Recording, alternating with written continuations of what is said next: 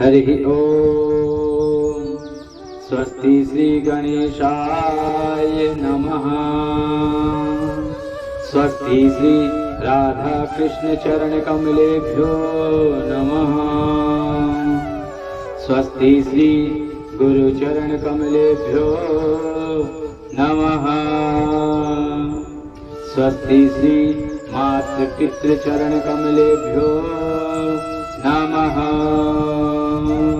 लंबोदरं परम सुंदरमेकदंतं रक्तांबरं त्रिनयनं परमं पवित्रं पूज्यतिवाकर करो ज्वलकायकान्तं विघ्नेश्वरं सकल विघ्न हरं नमामि। गवां हि तीर्थे बसती है गंगा पुष्टिस्तथा तद्रजसी प्रबुद्धा। लक्ष्मी करी से प्रणतो च धर्मा तासां प्रणामं सततं च कुर्यात्। नारायणं नमस्कृत्य नरं चैव नरोत्तमं देवीं सरस्वतीं व्यासं ततो जयमुदीरयेत्। गुरुर्ब्रह्मा गुरुर्विष्णु गुरुर्देवो महेश्वरः गुरु साक्षात् परब्रह्म तस्मै श्री गुरुवे नमः। ध्यानमूलं गुरुमूर्ति पूजामूलं गुरुपदं मंत्रमूलं गुरुवाक्यं मोक्षमूलं गुरुकृपा। अखण्डमण्डलाकारं व्याप्तं येन चराचरं तत्पदं दर्शितं येन तस्मै श्री गुरुवे नमः। लोकाभिरामं रणरङ्गधीरं राजीवनेत्रं रघुवंशनाथं कारुण्यरूपं करुणाकरन्तं श्रीरामचन्द्रं शरणं प्रपद्ये। माता रामो मत्पिता रामचन्द्रः स्वामी रामो मत्सखा रामचन्द्रः। सर्वे मे रामचन्द्रो दयालु नान्यं जाने नैव जाने न जाने। वंशी विभूषित कर नवनीरदाभा पीताम्बरा धरुणबिम्ब फलाधरोष्ठा। पूर्णेन्दु सुन्दर मुखा दरविन्द नेत्रा कृष्णात् परं किमपि तत्त्वमहं न जानी। जय जय श्री राधारमण जय जय नवल किशोर जय गोपी चित चोर प्रभु जय जय माखन चोर। श्री राधे मेरी स्वामिनी और मैं राधे जुको दास।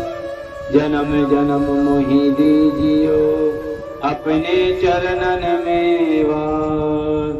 श्री राधे मेरी माँ तू है और पिता मेरे घनश्याम। इन दोनों के चरणन में मेरा बारंबार प्रणाम। तेरो मन माणिक गिरवी धरो श्री गिरधर जु के पास। प्रेम व्याजित नो बढ़ो अब नहीं छूटन की आस। शिव समान दाता नहीं विपत्ति निवारणिहार। लज्जा सबकी राखियो तुम नंदी पे सवार। आइए हनुमंत विराजिए मैं कथा कहूँ मति अनुसार। प्रेम सहित गादी धरो विराजो पवन कुमार। बुद्धिहीन तनु जानिक के सुमिरो पवन कुमार, बल बुद्धि विद्या देहु मोहि, हरहु कलेश विकार। परम परात्पर अकारण करुणा वरुणालय भक्त वांछा पुराण पुरुषोत्तम श्री राघव जी के चरणन में इस दास का प्रणाम। परम आराध्य जगत जननी माता जानकी सीता जी के चरणों में इस दास का प्रणाम। वृंदावन के कृष्ण कन्हैया लाल जी के चरणन में इस दास का प्रणाम। परम आराध्य लाडली वृषभानुनंदिनी राधा रानी जी के चरणन में इस दास का प्रणाम। भूत भावन भोलेनाथ जी के चरणों में इस दास का प्रणाम। कथा के परम रसिक हनुमंत लाल जी के चरणन में इस दास का प्रणाम। मेरे सतगुरुदेव जी के चरणों में इस दास का प्रणाम। कथा के सभी अनुरागी भक्तों को राधे राधे। विगत दिनों से हम आपको पुरुषोत्तम मास की कथा श्रवण करा रहे हैं। अब हम आपको 29वें अध्याय की कथा श्रवण कराएंगे। अथ 29 अध्याय पुण्यशील सुशीलो वच विभो प्रयाति गोलोकम अथ मत विलंब से पुरुषोत्तम सन्निग्ध त्वयालम विशेषतः कर्दयः उवाच बहुनी मम कर्माणि भोग्यानि नेकशः केन मे निष्कृतिर्जाता यतो गोलोकमाप्नुयात् यावत्या वर्धधारश्च तृणानि भोरजः कणा यावत्यस्तारकायोम्नि तावत् पापानि सन्ति मे कथमेन्या तया प्राप्त वपुर्दिव्या मनोहर एतत् कारणमयुग्रम् ब्रह्म भूत हरे प्रिय श्रीनारायण उवाच इति वाचमुपकार्य हरेर्दूत वथोचतुः हरिदूत उवाच अहो देवं कथं नैव विज्ञतां साधनं महत् प्रभो न जायते कस्मात् मालः सर्वोत्तमोत्तमम् विष्णुप्रियं महापुण्यो नाम्ना वै पुरुषोत्तमः। पुण्यशील सुशील बोले कि हे विभो गोलोक को चलो, यहाँ देरी क्यों करते हो? तुमको पुरुषोत्तम भगवान का सामीप्य मिला है। कर्दय बोला कि मेरे बहुत कर्म अनेक प्रकार के भोगने योग्य हैं, परंतु हमारा उद्धार कैसे हुआ जिससे गोलोक प्राप्त हुआ? जितनी वर्षा की धाराएं हैं, जितने तृण हैं, पृथ्वी पर जितने धूल के कण हैं, आकाश में जितने ताराएं हैं, उतने मेरे पाप हैं। मैंने यह सुंदर तथा मनोहर शरीर कैसे प्राप्त किया? हे हरि भगवान के प्रिय, इसका अति उग्र कारण मुझसे कहिए। श्री नारायण जी कहते हैं कि हे नारद जी, कर्दय मुनि के इस प्रकार की वाणी को श्रवण कर हरि के दूतों ने कहा कि अहो आश्चर्य है, हे देव, आपने इस पद की प्राप्ति का कारण महान साधना कैसे नहीं जानते? हे प्रभु, सबसे उत्तमोत्तम विष्णु का प्रिय महान पुण्य फल को देने वाला पुरुषोत्तम मास नाम से प्रसिद्ध मास को क्या आप नहीं जानते? उस पुरुषोत्तम मास में देवताओं से भी न होने वाला तप तुमने सहज ही कर लिया। हे महाराज, वन में वानर शरीर से अज्ञान में वर तप भया, मुख रोग के कारण अज्ञान से अनाहार व्रत भया, और तुमने बंदर पने को की चंचलता बस वृक्षों से फल तोड़कर पृथ्वी पर फेंककर उन फलों से दूसरे मनुष्यों को तृप्त किया। अंतःकरण में विशेष दुख होने पर भी पानी नहीं पिया। इस तरह पुरुषोत्तम मास में अज्ञान बस तुमने शीघ्र तप को किया है। हे अनिल, फलों को फेंकने से परोपकार भी हो गया, वन में घूमते घूमते शीतल वायु घाम को सहन किया और श्रेष्ठ तीर्थ में, सुंदर महान तीर्थ में 5 दिन गोता लगाया, जिससे पुरुषोत्तम मास में तुमको स्नान का पुण्य प्राप्त हुआ। हे वानरराज, इस प्रकार तुम्हारे रोगी के अज्ञान से उत्तम तप हो गया। सो यह सफल भया और तुमको इस समय अनुभव हुआ, जब बिना समझे पुरुषोत्तम मास के सेवन से हो जाने से तुमको यह फल मिला। तो मनुष्य इस पुरुषोत्तम मास के उत्तम महत्व को जानकर श्रद्धा पूर्वक कर्म करे तो उसका क्या कहना। तुमने अपना जो अर्थ साधन किया है वैसा करने को कौन सामर्थ्य है। पुरुषोत्तम भगवान को और कोई वस्तु प्रीति नहीं देने वाली है। नैत तुल्यम भवेत् किंचित पुरुषोत्तम प्रीतिदम तेन धन्यः कृतास्ते यद्वतं ये प्रकुर्वते दुर्लभम मनुजम जन्मे भूखंडे भारताजिरे तदृशं जनुलासाध्य सेवन्ते पुरुषोत्तमम् ते सदा सुभगा पुण्यास् तेषां च सफलो भवः। येषां सर्वोत्तमो मास स्नानदानं जपेर्गतः यदानि पितृकर्माणि अपांसि विधानि च तानि कोटिगुणन्येव संप्राप्ते पुरुषोत्तमे धिक्यतं च नास्तिकं पाप सठं धर्मध्वजखलं पुरुषोत्तम आसाध्य स्नानदान विवर्जितः। श्री नारायण उवाच पुण्यशील सुशीलाभ्या या मृत्युदृष्ट वरितं निजं चक्षुता चकितो हृष्ट पुलकांजित विग्रह तीर्थदेवा नमस्कृत्य कालांजल गिरि ततः नवनाम कनकाधीशान सर्वगुल मिलता तुरुन। इस भारतवर्ष में अति दुर्लभ मनुष्य योनि को जन्म लेकर जो पुरुष पुरुषोत्तम मास की सेवा करता है, जिस पुरुषोत्तम मास में एक भी उपवास के करने से मनुष्य पाप पुंज से छूट जाता है। वहाँ तुमने महीनों उपवास किया, इस उग्र तपस्या का फल कहाँ जाएगा। इस मास के समान वे प्राणी धन्य हो और कृतकृत्य हैं। वे सदा भाग्यवान पुण्यवान करने वाले पवित्र और उनका जन्म सफल है, जिसको सबसे उत्तम पुरुषोत्तम मास में स्नान दान जप आदि करने का सौभाग्य प्राप्त हुआ।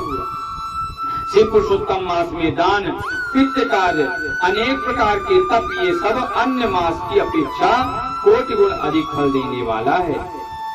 जो पुरुषोत्तम मास के आने पर स्नान दान से रहित रहता है वह नास्तिक पापी सठ धर्म ध्वज खल को धिक्कार है। श्री नारायण भगवान कहते हैं कि हे नारद जी, पुण्यशील और सुशील से वर्णित अनेक अदृष्ट को सुनकर चकित होता हुआ हृदय प्रसन्न हो रोमांचित हो गया। तीर्थ के देवताओं को नमस्कार कर बाद कालांजल पर्वत को नमस्कार किया और वन में देवताओं और को तथा गुल्म लता वृक्ष को नमस्कार किया। बाद विनय से युक्त वो विमान की प्रदक्षिणा कर मेघ के समान श्याम वर सुंदर पीतांबर को धारण कर वह करदे विमान पर सवार हो गया। संपूर्ण देवताओं को देखते हुए गंधर्व आदि से स्तुति और किन्नर आदि को बार बार बाजा बजाए जाने पर इंद्रादि देवताओं ने प्रसन्न होकर पुष्प की वृष्टि को करते हुए उसका आदर पूर्वक पूजन किया। हे नारद जी, फिर आनंद से युक्त योगियों को दुर्लभ गोप गोपी गौओं से सेवित रास मंडल से सुशोभित गोलोक को गया। जरा मृत्यु से रहित जिस गोलोक में जाकर प्राणी शोक का भागी नहीं होता, उस गोलोक में वह चित्र शर्मा पुरुषोत्तम मास के सेवन से गया। ब्याज से पुरुषोत्तम मास के सेवन से वानर शरीर को छोड़कर 2 भुजाधारी मुरली हाथ में धारण किए हुए भगवान श्री पुरुषोत्तम को देखकर बहुत प्रसन्न हुआ। श्री नारायण जी कहते हैं कि हे नारद जी, इस आश्चर्य को देखकर समस्त देवता चकित हो गए और श्री पुरुषोत्तम मास की प्रशंसा करते हुए अपने अपने स्थान को चले गए। नारद मुनि बोले कि हे तपोधन, आपने दिन के प्रथम भाग का कृत्य कहा, पुरुषोत्तम मास के दिन के पिछले भाग में होने वाले कृत्य को कैसे करना चाहिए?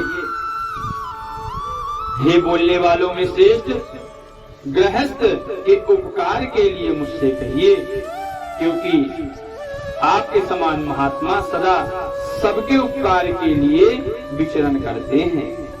श्री नारायण उवाच प्रातः कलोदितं कर्म सम्याम विधिवत्ततः कृत्वा माधविग्नि संध्या तिल तर्पण समाचरेत ततः पंच महायज्ञान् कुर्यात् भूतं बलि ततः काकस्य च सुनश्चैव बलिं दत्ते मुच्चरन् इदुक्तः सर्वभूतेभ्यो बलिं दधात पुनः पृथक् ततः आचम्य विधि वक्ष दक्ष प्रीतम मानसः। श्री नारायण जी कहते हैं कि हे नारद मुनि, प्रातः काल के कृत्य को विधि पूर्वक समाप्त कर बाद मध्याह्न में होने वाले संध्या को करें, फिर तर्पण करें। देवता, मनुष्य, पशु, पक्षी, सिद्ध, यज्ञ, सर्प, दैत्य, प्रेत, पिशाच, नाग सबको अन्न की इच्छा करते हैं। वे सब मेरे से दिए गए अन्न को ग्रहण करें, फिर महापंच यज्ञ को करें। इसके बाद भूत बलि को करें और काक कुत्ता को श्लोक पढ़ता हुआ बलि देवे। इस प्रकार समस्त भूतों को पृथक पृथक बलि प्रदान करें, फिर विधि पूर्वक आचरण कर प्रसन्न होकर श्रद्धा से अतिथि प्राप्ति के लिए गोदुमने के समय तक द्वार पर अवलोकन करें। हे नारद जी, यदि भाग्य से अतिथि मिल जाए तो बुद्धिमान प्रथम वाणी को से सत्कार करके उस अतिथि का देवता के समान पूजन करे और यथाशक्ति अन्न जल से उसे संतुष्ट करें। फिर विधि पूर्वक सब व्यंजन से युक्त सिद्ध अन्न से निकाल कर भिक्षु और ब्रह्मचारी को भिक्षा देवे। सन्यासी और ब्रह्मचारी को ये दोनों सिद्ध अन्न के मालिक हैं। इनको अन्न न देकर भोजन करने वाला चंद्रायण व्रत करे। प्रथम सन्यासी के हाथ पर जल देकर भिक्षान देवे तो वह भिक्षान मेरु पर्वत के समान और जल समुद्र के समान कहा गया। सन्यासी को जो कुछ मनुष्य सत्कार से भी करके भिक्षा देता है उसको गोदान के समान पुण्य प्राप्त होता है। हे नारद जी, इस बात को यमराज भगवान ने कहा है। फिर मौन होकर पूर्व मुख पर बैठकर शुद्ध और बड़े पात्र में अन्न रखकर प्रशंसा करता हुआ भोजन करे। अपने आसन पर अपने बर्तन में एक वस्त्र से भोजन नहीं करे। स्वयं आसन पर बैठकर स्वस्थ चित्त प्रसन्न हो मन होकर जो मनुष्य अकेले ही अपने कांसे के पात्र में भोजन करता है तो उसकी आयु, प्रज्ञा, यश और बल ये 4 बढ़ते हैं। दिन में सत्यम तत्वेन परिमिष्यति, रात्रि में ऋतम व सत्येन परिमिष्यमि। इस मंत्र से हाथ में जल लेकर निश्चय कर घृत व्यंजन युक्त अन्न का भोजन करें। भूतानां पतये पाश्च अर्धमाय च ततो बलिं दत्त्वा च चित्रगुप्ताय भूतमुच्चरेत यत्र कंचन समान संस्थानम चक्षुषो पहतात्मना भूतानां तत्तेक्षय्य मिदस्तु यथा सुखम् आयान पान संज्ञान व्यानाय च ततः परम उदानाय ततो भूयात् समानाय ततः परम प्रवणम पूर्वमुच्चार्य स्वहान्ते च घृतलुप्तम पंचकृतो ग्रसेतन्न जिह्वा नातो संशयेत ततस्य तन्मना भूत्वा भुञ्जीत मधुरं पुरः लवणोल्लम्ये तथा मध्ये कटुतिक्तो ततः परम प्रागद्यं पुरोक्षिण्य मध्यान्तु कठिनासनम अन्ते पुरद्रवासी तो बलरोग्येन मुच्यति। भोजन में से कुछ अन्न लेकर इस प्रकार कहे कि हे भूपते नमः। प्रथम कहकर भुवन पतये नमः कहें, भूतानां पतये नमः कहकर धर्मराज को बलि करें, फिर चित्रगुप्त भगवान को देकर भूत को देने के लिए कहें। जिस किसी जगह स्थित भूख प्यासे व्याकुल भूतों की तृप्ति के लिए यथासुख तथा अक्षय अन्न होवे। प्राणाय अपानाय व्यानाय उदानाय बाद में समानाय कहें। प्रणव प्रथम उच्चारण करें, अंत में स्वाहा पद जोड़कर घृत के साथ 5 ग्रास जिह्वा से प्रथम निगल जाएं, दांतों से न चबाएं, फिर तन्मय होकर प्रथम मधुर भोजन करें।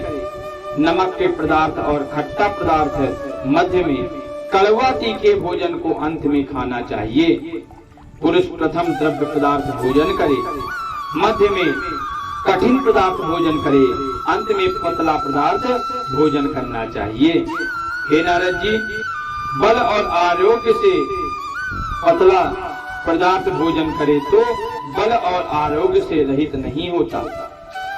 मुनि को 8 ग्रास भोजन के लिए कहा गया है, वानप्रस्थाश्रमी को 16 ग्रास भोजन के लिए कहा गया है और गृहस्थाश्रमी को 32 ग्रास भोजन कहा गया है तथा ब्रह्मचारी को अपरिमित ग्रास भोजन के लिए कहा गया है।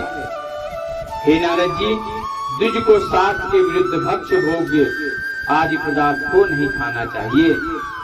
शुष्क और बासी पदार्थ को विद्वान को खाने के लिए अयोग्य बताया गया है। घृत दूध को छोड़कर अन्य वस्तुएं शेष अशेष भोजन करें। भोजन के बाद उस शेष को अंगुलियों से के अग्रभाग से रखकर अंजलि जल में पूर्ण कर उसका आधा जल पी जाएं और अंगुलियों के अग्रभाग में स्थित शेष को पृथ्वी पर देकर ऊपर से अंजलि का शेष आधा जल विद्वान उसी जगह इस मंत्र को पढ़ता हुआ सिंचन करें। ऐसा न करने से ब्राह्मण पाप का भागी होता है, फिर प्रायश्चित करने से उसकी शुद्धि होती है। मंत्रार्थ रौरव नरक में पीप के गाढ़े में पद्म आयुर्वस्त तक वास करने वाले तथा इच्छा करने वालों के लिए मेरा दिया हुआ यह जल अक्षय होता हुआ प्राप्त हो। इस मंत्र को पढ़कर जल से सिंचन कर दांत को शुद्ध करे। आचमन कर गीले हाथ से पात्र को कुछ हटाकर उस भोजन स्थान से उठकर बाहर बैठकर स्वस्थ होकर मिट्टी और जल से मुख हाथ को शुद्ध करे। हे नारद जी, 16 कुल्ला कर शुद्ध होकर सुख से बैठकर इन 2 मंत्रों को पढ़ता हुआ हाथ से उदर को स्पर्श करे। अगस्त, कुंभकर्ण, शनि, बड़वानल और पंचम भीम को आहार के परिपाक के लिए स्मरण करें। जिसने अतापी को मारा और वातापी को मार डाला, समुद्र का शोषण किया, वह अगस्त मेरे ऊपर प्रसन्न हुए। बाद प्रसन्न मन से श्री कृष्ण भगवान का स्मरण करे, फिर आचमन कर तांबूल खाए। भोजन करके बैठकर परम ब्रह्म श्री कृष्ण का उत्तम मार्ग के अवरोधी उत्तम शास्त्रों के विनोद से विचार करे, बात बुद्धिमान आध्यात्म विद्या का श्रवण करे। सर्वथा आजीविका से हीन मनुष्य भी एक मुहूर्त स्वस्थ मन होकर श्रवण करे। श्रवण कर धर्म को जानता हुआ श्रवण कर पाप का त्याग करता है। श्रवण के बाद मोह की निवृत्ति होती है। श्रवण कर ज्ञान रूपी अमृत को प्राप्त करता है। हे नारद जी, नीच भी श्रवण करके से श्रेष्ठ हो जाता है और श्रेष्ठ भी श्रवण रहित होने से नीच हो जाता है। फिर बाहर जाकर यथा सुख व्यवहार करें और सर्वथा सिद्धि के लिए श्री कृष्ण भगवान का मन से ध्यान करें। सूर्य नारायण के अस्तांचल जाने के समय तीर्थ में जाकर अथवा ग्रह में ही पैर धोकर पवित्र वस्त्र धारण कर सायं संध्या की उपासना करें। यह प्रमादनम कुर्वीत संयम संध्यां द्विजोत्तमः न गोपवधमाप्नोति मृतेरौरवनाप्नुयात्। यत्रि संध्या संध्यमुपासीत ब्राह्मणः श्रद्धान्वितः ततज्जो वर्धते यत्रं घृतेने विहुताशनः। प्रवणव्याः हतियुक्ता गायत्री तु जपेत् ततः अक्षसूत्रं समादाय सम्यगाता रकोदकयः। हे नारद जी, जो द्विजों में अधम प्रमाद से संध्या नहीं करता वह गोवध का पाप का भागी होता है और मरने पर रौरव आदि नरक को जाता है। कभी समय से न करने पर संकट में मार्ग में हो तो द्विज श्रेष्ठ आधी रात से पहले सायं संध्या को करे। जो ब्राह्मण श्रद्धा के साथ प्रातः, मध्याह्न और सायं संध्या की उपासना करता है उसका तेज घृत छोड़ने से अग्नि के समान अत्यंत बढ़ता है।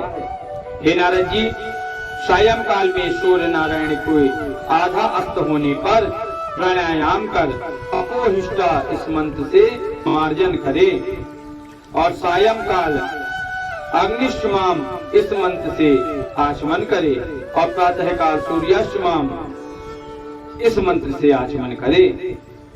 पश्चिम मुख बैठकर मौन तथा समाहित मन होकर प्रणय और व्याहृति सहित गायत्री मंत्र का रुद्राक्ष माला लेकर तारा के उदय होने तक जप करे। वरुण संबंधी ऋचाओं से सूर्य नारायण की उप स्थान कर प्रदक्षिणा करता हुआ दिशाओं को पृथक पृथक दिशाओं के स्वामी को नमस्कार करे। सायं संध्या की उपासना कर अग्नि में आहुति देकर भृत्य वर्गों के साथ अल्प भोजन करे। हे नारद जी, बात कुछ समय तक बैठ जाए। सायं काल और प्रातः काल का भोजन की इच्छा नहीं होने पर भी वैश्वदेव और बलि कर्म सदा करना चाहिए। यदि नहीं करता है तो पातकी होता है। शाम को भोजन कर बैठने के बाद गृहस्थाश्रमी हाथ पैर धोकर तकिया सहित कोमल सैया पर जाए। अपने गृह में पूर्व की ओर सिर करके शयन करे। ससुर के गृह में दक्षिण की ओर सिर करके शयन करे। परदेश में पश्चिम की ओर सिर करके शयन करे, परंतु उत्तर की ओर सिर करके कभी शयन न करे। रात्रि सूक्त का जप करे और सुखशायी देवताओं का स्मरण कर अविनाशी विष्णु भगवान को नमस्कार कर स्वस्थ चित्त हो रात्रि में शयन करे। हे नारद जी, अगस्त, माधव, महाबली, मुचकुंद, कपिल, आस्तिक मुनि ये 5 सुखशायी कहे गए हैं। मांगलिक जल से पूर्ण घट को सिर के पास रखकर वैदिक और गारुड़ मंत्रों से रक्षा करके शयन करें। हे नारद जी, ऋतुकाल में स्त्रियों के पास जाएं और सदा अपनी स्त्री से ही प्रेम करें। व्रती रति की कामना से पर्व को छोड़कर आगामी स्त्री के पास जाए। प्रदोष और प्रदोष के पिछले पहर में वेद अभ्यास करते समय व्यतीत करें। हे नारद जी, फिर दोपहर शयन करने वाला ब्रह्मतुल्य होने के योग्य हो जाता है। ये तत्सर्वमपेशेण यद्यकृत्य जातम दिने दिने कर्तव्यम गृह साम्य गृहस्थाश्रम लक्षण अहिंसा सत्य वचनम सर्वभूतानुकंपनम समोदानम यथाशक्ति गृहस्थो धर्म उच्यते परदारे स्वं सर्गो धर्म इति परिरक्षण अदत्त दानम विरमो मधुमांस विवर्जितः एषं पंचविदो धर्म बहुशाखा सुखोदयः देहि देह परमो कर्तव्यो देह संभवः। यह सब प्रतिदिन के समान के समस्त कृत्य समुदाय को कहा। गृहस्थाश्रमी भली भांति इसको करके, और यही गृहस्थाश्रम का लक्षण है। अहिंसा, सत्य वचन, समस्त प्राणी पर दया, शांति, यथाशक्ति दान करना गृहस्थ आश्रम का धर्म कहा गया है। पर स्त्री से भोग नहीं करना, अपनी धर्म पत्नी की रक्षा करना, बिना दी हुई वस्तु को नहीं लेना, शहद मांस को नहीं खाना, यह 5 प्रकार का धर्म बहुत शाखा वाला और बहुत सुख देने वाला है। शरीर में होने वाले धर्म को उत्तम प्राणियों को करना चाहिए। श्री नारायण जी कहते हैं कि हे नारद मुनि, संपूर्ण वेदों में कहा हुआ यह उत्तम चरित्र गृहस्थाश्रम का लक्षण है। हे मुनि, इस लोक में हित के लिए अपेक्षित लक्षण के साथ आपसे मैंने अच्छी तरह कहा। इति बृहद नारदीय पुराणे पुरुषोत्तम मास महात्म्ये श्री नारायण नारद संवादे अहयुग्नि कथनम एवं 31 अध्यायः। यहाँ पर गृहस्थ आश्रम के बारे में सविस्तार पूर्वक समझाया गया है कि गृहस्थियों को किस प्रकार पूजा पाठ, जप, होम, दान आदि करना चाहिए, और ऐसा करने से करके भगवान को प्रसन्न करना चाहिए। आज की कथा हम गोविंद के चरणों में विराम करते हैं। बोलिए वृंदावन बिहारी लाल की जय, राधा रानी सरकार की जय, शंकर भगवान की जय, माता पार्वती की जय, हनुमंत लाल की जय, सदगुरुदेव भगवान की जय। जय जय श्री राधे, जय जय श्री राधे, जय जय श्री राधे श्याम। नमः पार्वती पतये, हर हर महादेव शंभो।